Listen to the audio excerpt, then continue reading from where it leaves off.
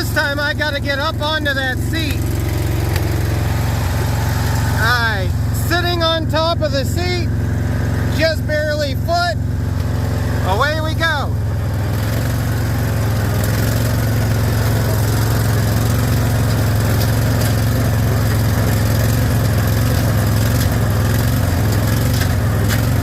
No? Never should have used the Cub Cadet for a craftsman job.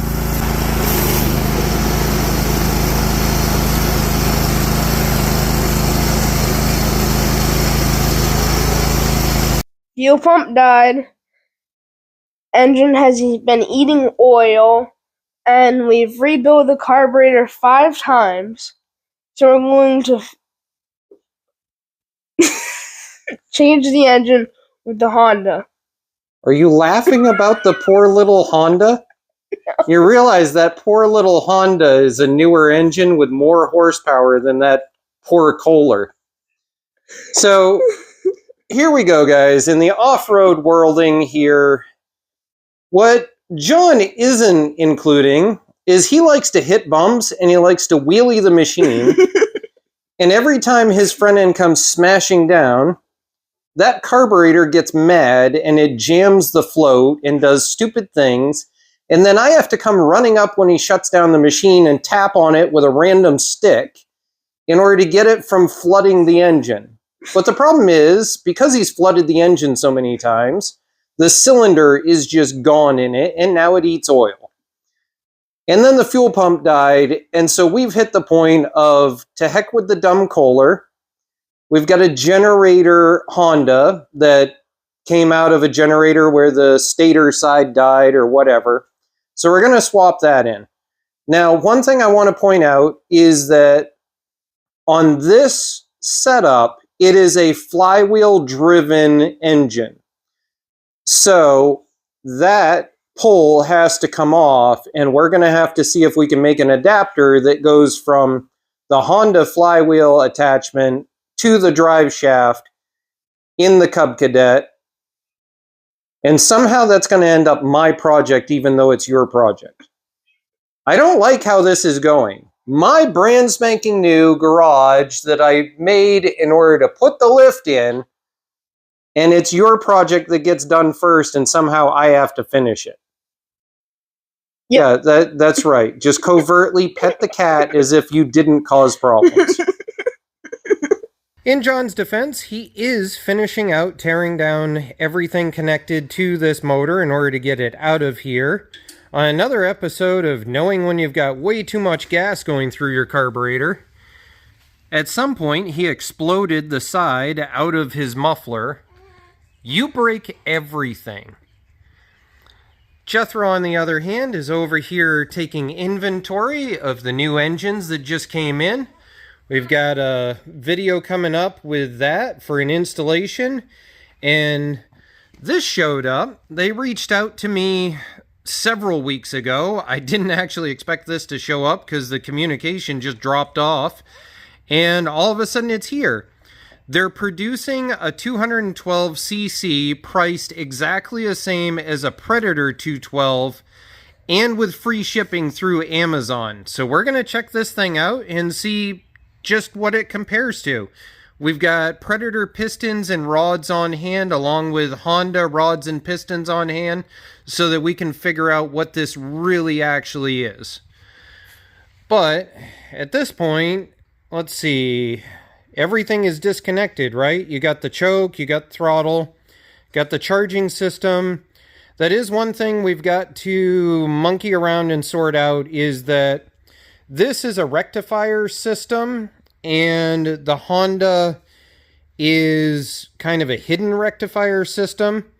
So on the Honda, the rectifier is hidden inside of here, and all of your back feed for charging your battery is done through the backside of the starter. On this, you have a rectifier circuit here, which is where from the flywheel you have AC current coming in here, and this outputs the charging circuit current, which is why there's this weird toggle switch that makes no sense on John's dashboard up here. Because otherwise you got to kill the rectifier, otherwise it'll kill the battery trying to pull charge while it's sitting there.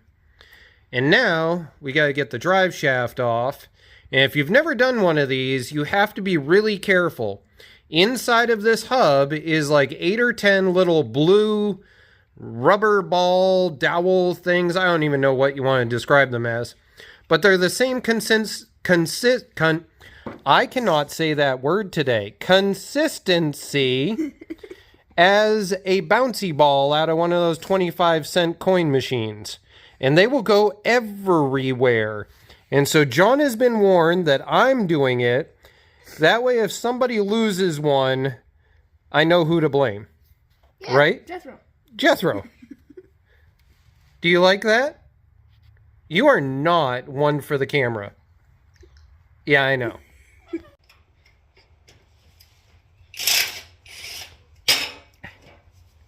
Somebody when half asleep is not a fan of the Kaimo electric impact.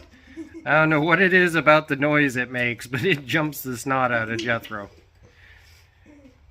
Other parents out there, did you ever have a tool or something that set your toddler off?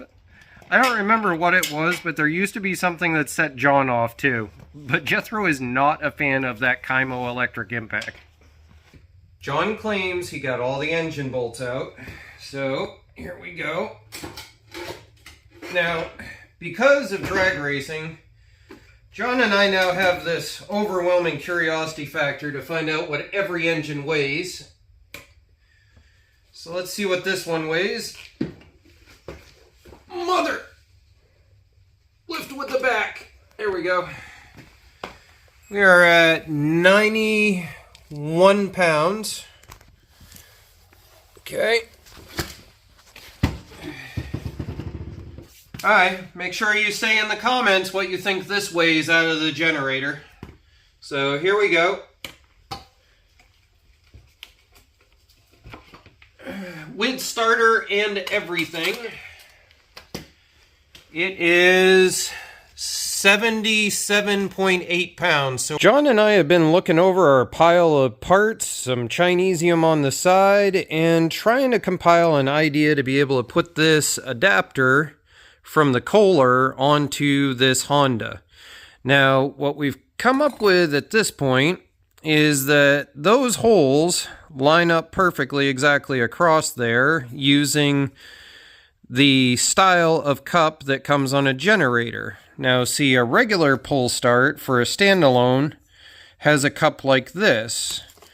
But the generators all come with these emergency cups, which have the cutout right there for doing an emergency cord on the inside. So I think that if I buy some grade 8 1/4-inch bolts, we slice this cup down flush with this, stuff some bolts in there, and weld them in place, and I think we should be able to get an adapter going. We did end up deciding to upgrade to grade 8 5/16 bolts, but as you can see, that worked out rather beautifully. So that goes on to there, and then we get the shroud back on, and we stuff this up onto there, and then figure it out. Interesting side note, did you notice that's tilted back? I didn't expect that. I expected that to all be exactly level down the frame, and it's not. It actually tips back to the transmission. Interesting. You're more than welcome to be judgmental about my current under construction electrical situations. We're trying to get it so we got enough space to bring the lift in, hopefully the end of this month. But now let's talk about this. I had to rig up the welder because what I did not realize, and I wanted to pass on, this outside shroud is not welded to the cup. I thought it was spot welded to it, and it's not. It's actually only press fit.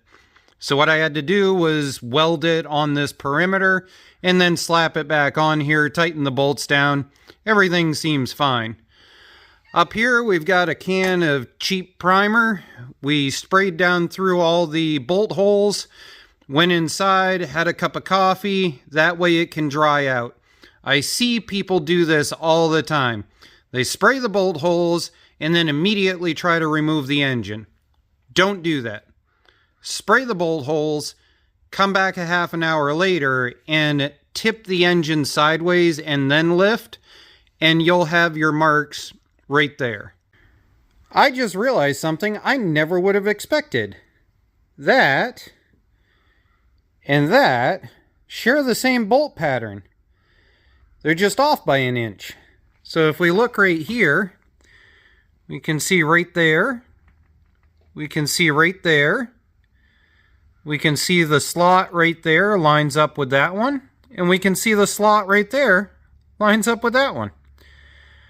I'm betting that if I just drill out that one and I drill out that one, I'm betting we can use these two rear ones.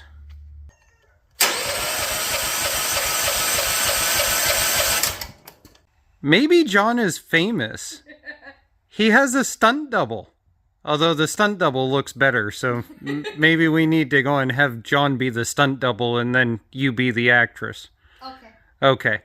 So at this point, I fixed the wiring. We had a rotted off connector here.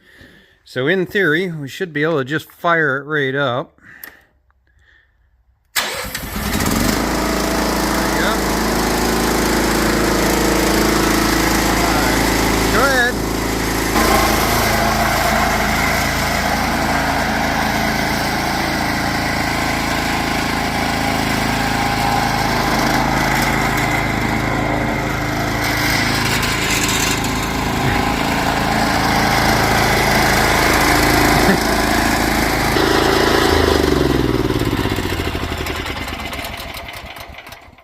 There we go. So at this point, we're going to wait for John to get here on Friday. He's with his biological mother for the April April vacation thing. Anyways, it's been a long day. In between trying to work on this and the baby and everything, I'm just kind of not there anymore. But it runs, it drives. Jessie smiled, which means that now I'm going to have to work on something for her. That's the way that normally works. Although, you know, in the past, when John's rig has been down, he's borrowed Jessie's, and Jessie is the same size as John, so maybe they can trade rigs back and forth every once in a while. But anyways, we'll see what John says. Yeah, for now, John's growing. I think you're taller by like half an inch right now. Still taller. Still taller. Okay, you can take the cover off now.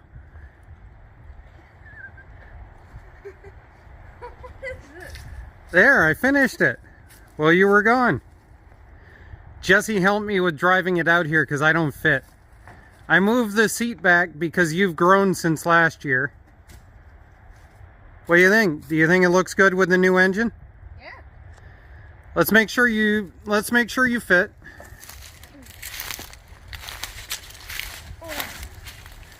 There we go. That looks pretty good. Alright, why don't you throw your helmet on and we'll fire it up.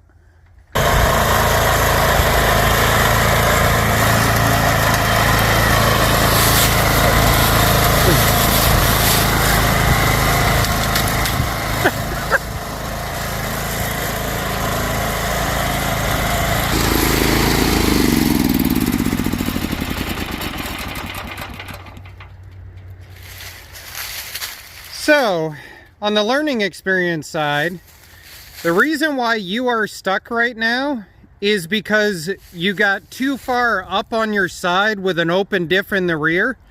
So you ended up raising one tire to the point it couldn't get traction. When you're running an open diff, you got to try to keep the rear as locked in on traction as possible. This tire is way too high and there's a bump right here, so that can't get any traction. The second part is, the reason why that died is because you've got your carburetor all the way above your gas tank right now. You would have been fine if you had still been level. We need a fuel pump on this in order to be able to get awkward. But until we have a fuel pump, anytime this is on the uphill side, you're only going to have a certain period of time before that's going to be a problem. Alright, I'm precariously standing on here to get the engine level. John's going to reach forward and crank it over. Go ahead, John. There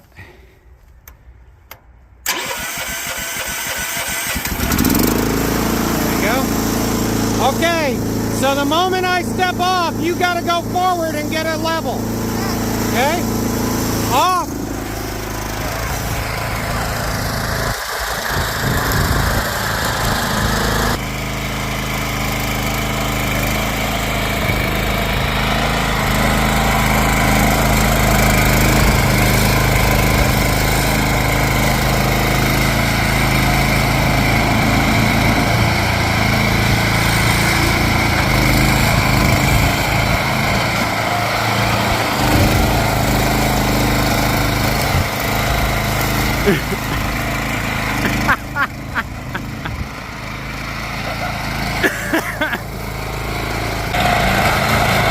Alright, hey.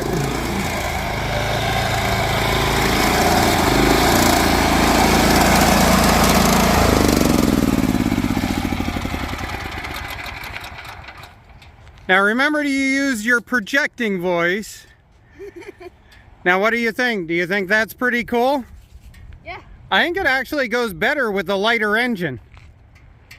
Is it just me or is it faster? I don't know. Yeah, I think it is. I think it's actually faster with the lighter engine.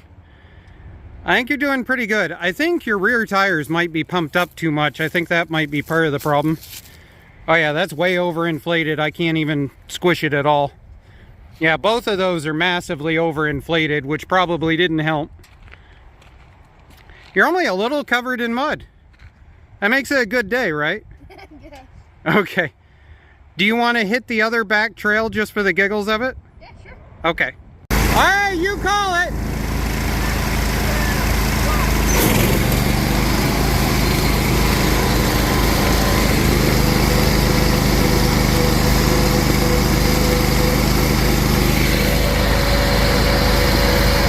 In John's defense, this is not 18 horsepower. It is a 23 horsepower Duramax upgraded jets with a 6-inch pulley on it.